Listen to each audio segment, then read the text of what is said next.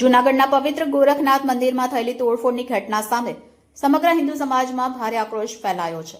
આ ઘટનાને લઈને કેશોદ વિશ્વ હિન્દુ પરિષદ તથા બજરંગ દળના આગેવાનો અને કાર્યકરોની તાત્કાલિક બેઠક બોલાવવામાં આવી હતી, જેમાં સૌએ એકમતથી આ કૃત્યની તીવ્ર નિંદા કરી હતી।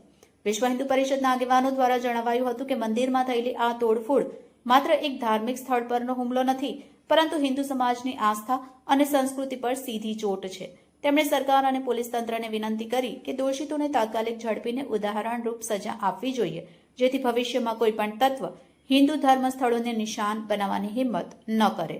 આ બેઠક દરમિયાન હિન્દુ સમાજના આગેવાનો દ્વારા આવનારા સમયમાં આવા કૃત્યો સામે એકજૂથ થઈ પ્રતિભાવ આપવાની સંકલ્પબદ્ધતા વ્યક્ત કરવામાં આવી હતી। સાથે સાથે શહેરમાં શાંતિ અને સૌહાર્દ જળવાઈ રહે તે માટે સૌને અપીલ પણ કરવામાં આવી હતી। રિપોર્ટર હર્ષ ભડા, A2Z ન્યૂઝ, કેશોદ। જય સિયારામ।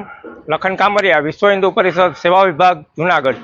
આજ રોજ વહેલી સવારે જૂનાગઢ જિલ્લાની પાવન ધરતી એટલે કે ગિરનારની અંદર ગુરુ ગોરખનાથજીના મંદિરમાં જે આવારા તત્વો અને વિધર્મી દ્વારા મૂર્તિને ખંડિત કરી અને તોડી અને એને ફેંકી દેવાનું જે કૃત્ય કરેલું છે, આ કૃત્યને વિશ્વ હિન્દુ પરિષદ બજરંગ દળ વખોડી કાઢે છે અને આવા તત્વોને તાત્કાલિક ધોરણે પોલીસ પકડી અને એને સરજાહેર સરઘસ કાઢી અને એને કાયદાનું ભાન કરાવે।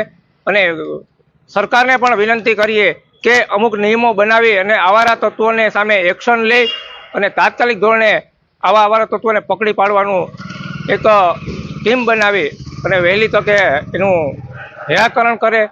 તો વિશેષમાં ન કહેતા, જ્યારે પણ હિન્દુ સમાજ ઉપર કે સાધુ સંતો ઉપર કે મંદિરો પર જ્યારે આવી આપત્તિ આવશે ત્યારે બજરંગ દળ વિશ્વ હિન્દુ પરિષદ એમની સાથે ઊભું રહેવાનું અને સતત એના માટે કામ કરશે।